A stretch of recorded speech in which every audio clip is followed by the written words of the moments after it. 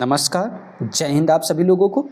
आज railway group D वाले छात्रों के लिए बहुत ही महत्वपूर्ण क्लास होने वाली है, क्योंकि आज की इस क्लास में हम आपको मिक्स क्वेश्चंस कराने वाले हैं, जिसमें आपके जीके, जीएस, साइंस और कुछ आपके साइंस के मोस्ट एक्सपेक्टेड न्यूमेरिकल्स होंगे और बहुत ही बेहतरीन तरीके से हम आपको वो न्यूमेरिकल समझाएंगे और वहीं से आपको कुछ क्वेश्चन पेपर में देखने को जरूर मिलेंगे।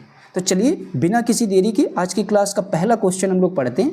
कहता है निम्न में से कौन सी धातु एल्युमिनियम सल्फेट विलयन में एल्युमिनियम को विस्थापित कर सकती है। जब बात होगी एल्युमिनियम सल्फेट विलयन की और उसमें एल्युमिनियम को अगर विस्थापित करने का कोई कार्य कर सकता है तो वो आपकी मैग्नीशियम, ठीक है। तो इसीलिए पहले का जवाब आपका बी बिल्कुल सही हो जाएगा। फिर कहता है कि मानव शरीर में श्वसन वर्णक कहाँ पाया जाता है, तो ये जो आपका वर्णक होता है ये आपके लाल रक्त कणिकाओं में पाया जाता है। तो दूसरे का आपका जवाब बी सही हो जाएगा। नंबर 3 आपसे पूछ रहा है कि गौतम बुद्ध को ज्ञान की प्राप्ति निम्नलिखित में से किस शहर में हुई थी। तो याद रखना जो गौतम बुद्ध के आपके ज्ञान की प्राप्ति हुई थी वो आपके बोध गया में हुई थी, ठीक है। और इनका अगर जन्म पूछते आपसे कहाँ हुआ था तो याद रखना कपिलवस्तु के लुम्बिनी नामक स्थान पर इनका क्या हुआ था, जन्म हुआ था, ठीक है। आगे देखते हैं, बोध गया आपका है कहाँ, ये भी याद रखना, ये आपके बिहार में पड़ता है, ठीक है। 4th नंबर क्वेश्चन देखते हैं जो आपका न्यूमेरिकल दे रखा है, इसको हम लोग सॉल्व करेंगे। सबसे पहले आपसे कहता है कि 5 ओम प्रतिरोध। जैसे ही आप लोग, जिन लोगों को बिल्कुल भी न्यूमेरिकल्स नहीं आते, जैसे ही आप ओम का निशान देखेंगे तो ये आपके आर का मान हो जाएगा कितना है, 50 ओम, ठीक है। इसके बाद में कहता है प्रतिरोध वाली चालक कुंडली समय के साथ परिवर्तनशील चुंबकीय क्षेत्र में इस प्रकार है कि प्रेरित ईएमएफ, ठीक है। तो कुंडली में प्रेरित धारा ज्ञात कीजिए, यानी आपको आई का मान बताना है, ठीक है। तो याद रखना आपका एक सूत्र होता है, सूत्र आपका क्या होता है, आई बराबर V/R। ये आपका एक सूत्र होता है, इसको आप लोग जरूर याद कर लीजिए क्योंकि ये इस फार्मूले से आपका एक क्वेश्चन आना तय है। तो सबसे पहले हम लोग देखते हैं V का मान आपका, देखिए ये वोल्ट में जो चीज़ दे रखी है ये आपके V का मान हो जाएगा। तो V का मान आपका क्या है, 5 है, और आपके R का मान कितने ओम दे रखा था, 50 ओम, तो 50 लिख लेंगे हम लोग, ठीक है। ये सब आपका किसके बराबर हम लोग निकाल लें, आई के बराबर। आप क्या करेंगे, 50 को आपको भाग देना किससे है, 5 से। जब आप इसको सॉल्व करेंगे तो आपका आंसर यहाँ पर जो है 0.1 आएगा, ठीक है। अब हम निकाल रहे हैं धारा का मान, तो धारा का मात्रक आपका एम्पियर होता है, तो इसीलिए 0.1 एम्पियर इस सवाल का। तो इसका सही जवाब आपका ऑप्शन नंबर ए बिल्कुल सही हो जाएगा, ठीक है। अब हम लोग देखते हैं क्वेश्चन नंबर 11 कहता है निम्नलिखित अपक्रिया का उत्पाद क्या होगा। तो इसका उत्पाद जो आपका होगा वो आपका हो जाएगा CH3COOH, ठीक है। इसका नाम अगर कोई पूछे CH3COOH को हम लोग क्या बोलते हैं, तो इसको हम लोग एसिटिक अम्ल बोलते हैं। तो जब आप इस अपक्रिया का उत्पाद की बात करेंगे तो इसका क्या आएगा, आपका एसिटिक अम्ल आएगा, ठीक है। इसको बैलेंस करेंगे तो आप समझ सकते हैं। अब देखते हैं इसका ऑप्शन आपका कौन सा सही हो जाएगा। तो CH3COOH आपके ऑप्शन नंबर बी में दे रखा गया है, तो इसीलिए आपका 11 का जवाब बी बिल्कुल सही हो जाएगा। 12 नंबर क्वेश्चन फिर से आपका न्यूमेरिकल पूछा गया है, ये थोड़ा ध्यान देना न्यूमेरिकल पर क्योंकि थोड़ा सा उससे टफ है। कहता है कि इलेक्ट्रॉनिक ओवन की रेटिंग आपके 2500 वाट, ठीक है। इसके द्वारा 5 घंटे में उपयोग की जाने वाली ऊर्जा, तो याद रखना इसकी रेटिंग कितनी आपकी है, 2500 वाट है, और ये कितने घंटे उपयोग की जा रही है, 5 घंटे। तो सबसे पहला आपको यहाँ पर एक चीज़ समझ लेना है, इन दोनों की आपस में आपको क्या करनी है, गुणा। जब आप गुणा करेंगे तो यहाँ से आपको मिलेगा 25 पंचे 125 होता है, आगे आपके 2 जीरो लग जाएंगे, ठीक है। अब देखिए ये जो तुम्हारा आया है ये आपके वाट और घंटा में आया है, ठीक है। किस में आया है, गुणा करने पर वाट और घंटा में आपका आया है। लेकिन एक चीज़ याद रखना, जब कभी भी आप ऊर्जा निकालेंगे वो आपकी किलोवाट घंटा में आएगी। तो किलोवाट घंटा बनाने के लिए अब आप निकालेंगे कि 5 घंटे में उपयोग की जाने वाली ऊर्जा, तो ऊर्जा बराबर हम फिलहाल लिख रहे हैं, लेकिन आप लोग जब करेंगे तो 5 घंटे में उपयोग की जाने वाली ऊर्जा, तो 12,500, इसको हम लोग डिवाइड किससे करेंगे, 1000 से, तभी तो आपका ये वाट घंटा से बन क्या जाएगा, अब आपका किलोवाट घंटा बन जाएगा, ठीक है। ये बात आप आसानी से समझ रहे होंगे। 2 जीरो से 2 जीरो कट जाएंगे। अब यहाँ पर 1 जीरो बचा हुआ है तो 1 अंक बाद हम लोग दशमलव लगा देंगे, तो ऊर्जा बराबर आपका क्या मान आ जाएगा, 5 घंटे में उपयोग की जाने वाली जो ऊर्जा होगी वो आपकी हो जाएगी 12.1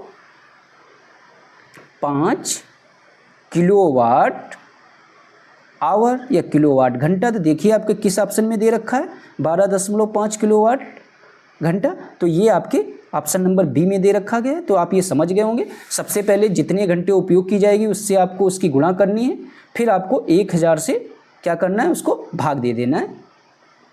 आगे देखते हैं क्वेश्चन नंबर 29 कहता है कि जिप्सम से प्लास्टर ऑफ पेरिस बनाने के लिए कितने तापमान की आवश्यकता होगी। तो याद रखना, जब आप जिप्सम से प्लास्टर ऑफ पेरिस बनाएंगे तो वहाँ आपको कितने तापमान की आवश्यकता होगी, तो वहाँ पर आपको 100 डिग्री सेल्सियस तापमान की आवश्यकता होगी। वैसे यहाँ पर आपका ऑप्शन सही नहीं है, क्योंकि जो है 120 जिप्सम को लगभग 120 डिग्री सेल्सियस तापमान पर गर्म करने पर यह पानी के अणु को क्या कर लेता है, सोख लेता है। तो लगभग 120, लेकिन 120 के करीब आपको और कोई ऑप्शन दिख नहीं रहा है, तो इसीलिए आप यहाँ पर वरीयता ऑप्शन नंबर बी को देंगे। ठीक है, आगे देखते हैं। 30 नंबर क्वेश्चन कहता है निम्नलिखित में से किस अवसर पर प्रतिवर्ष तमिलनाडु में नाट्यांजलि उत्सव मनाया जाता है।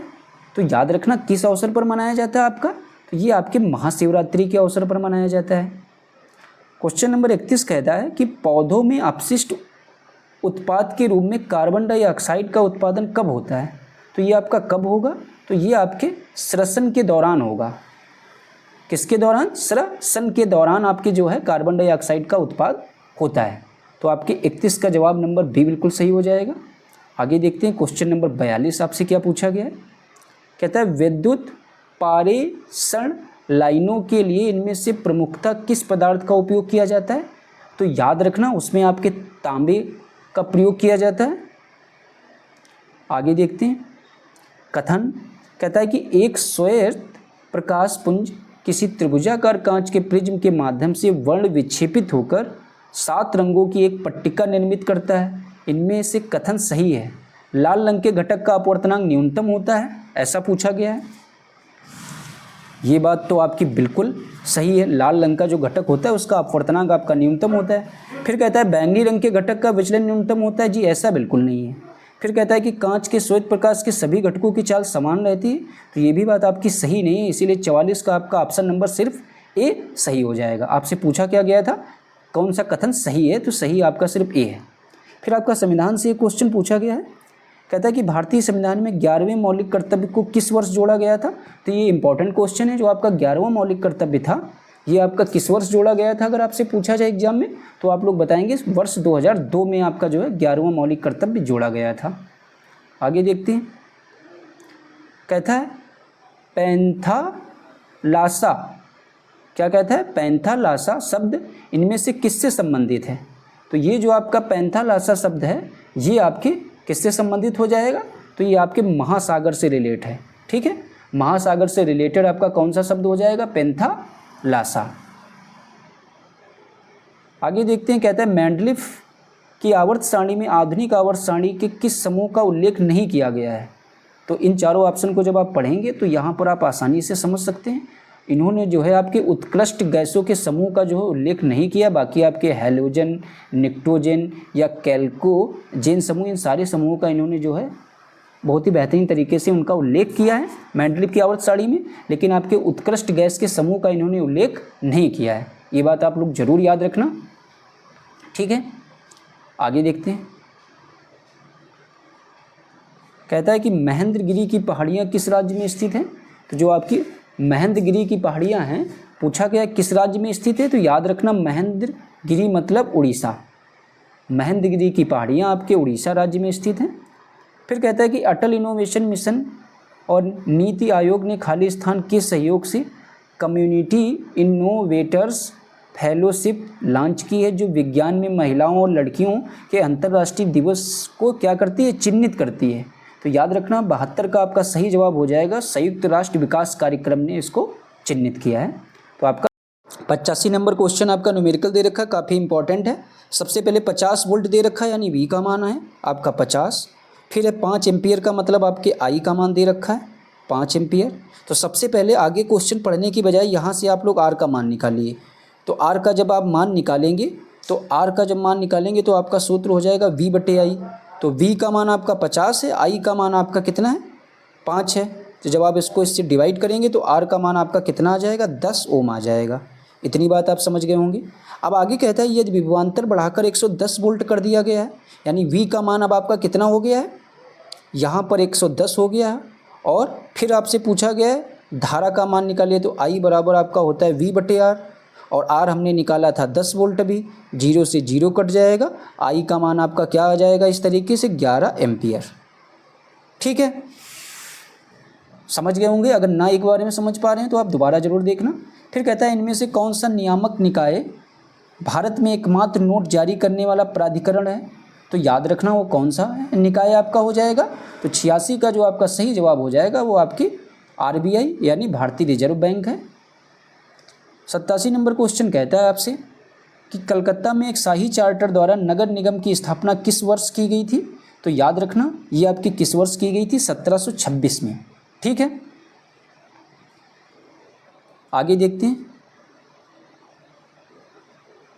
केमिस्ट्री का क्वेश्चन आपसे पूछा गया है, 90 नंबर क्वेश्चन देखते हैं क्या कहता है। कहता है कि रासायनिक अपक्रिया N2 खाली स्थान XH2 2NH3 में X क्या है आपका, तो X अगर पूछा गया है क्या है, तो याद रखना इसको जब हम लोग करेंगे तो यहाँ पर X का मान जो होगा वो आपका कितना आएगा, 3 आएगा। ठीक है, तभी ये आपकी रिएक्शन संतुलित होगी। यहाँ पर कितने H2 लेंगे, 3H2 लेंगे, तो इसीलिए 90 का जवाब आपका C बिल्कुल सही हो जाएगा। आगे नंबर क्वेश्चन आपसे कहता है वायुतक कोशिकाएं आपकी होती हैं, कहता है इनमें क्या पाया जाता है, तो वायुतक कोशिकाओं में आपके जलकुंभी पाई जाती है। ये महत्वपूर्ण क्वेश्चन है, वायुतक कोशिकाओं में क्या पाया जाता है पूछा जाए तो जलकुंभी। फ्लेमिंग के बाएं हाथ आप लोग जानते हैं कितना इंपॉर्टेंट है ग्रुप डी के एग्जाम के लिए। फ्लेमिंग के दाएं हाथ के नियम के अनुसार दाएं हाथ की तर्जनी मध्यमा उंगली क्रमशः खाली स्थान और खाली स्थान की दिशाओं को निरूपित करती हैं। तो कौन सी दिशाओं को निरूपित करती हैं, तो ये आपके सबसे पहले चुंबकीय क्षेत्र को, फिर आपकी प्रेरित धारा को। ठीक है, आगे देखते हैं क्वेश्चन 95 नंबर कहता है खाली स्थान बिश्नोई समुदाय वन और पशु संरक्षण में अपने महत्वपूर्ण योगदान के लिए जाना जाता है, तो कहाँ है ये आपका, किस जगह पर है, ऐसा पूछा गया है। तो याद रखना ये 95 का जो आपका सही जवाब हो जाएगा वो आपका राजस्थान हो जाएगा। और अभी आप लोग समझ रहे हैं कितना ये काफ़ी ट्रेंडिंग में टॉपिक चल रहा था बिश्नोई वाला। ठीक है, आगे देखते हैं। इंदिरा गांधी सरकार ने भारतीय रुपये का अवमूल्यन किस वर्ष किया था, तो याद रखना इंदिरा गांधी की जो आपकी सरकार थी उन्होंने भारतीय रुपये का अवमूल्यन जो है वो किस टाइम पीरियड में किया था, तो याद रखना ये आपके 1966 में किया था। ठीक है, आज के प्रैक्टिस सेट में आप लोगों के लिए इतने ही क्वेश्चन थे जीके जीएस साइंस के जो हमने आपको प्रोवाइड कराए। अगर आप लोगों को हमारी वीडियो पसंद आई हो तो ज़रूर आप लोग इस वीडियो को शेयर ज़रूर कर देना ज़्यादा से ज़्यादा लोगों में, और अपने इस वीडियो को बिना लाइक और चैनल को बिना सब्सक्राइब किए बिल्कुल ना जाना। हमारे इस वीडियो को देखने के लिए आप लोगों का बहुत बहुत धन्यवाद। मिलते हैं किसी नेक्स्ट वीडियो में, जब तक के लिए राधे राधे।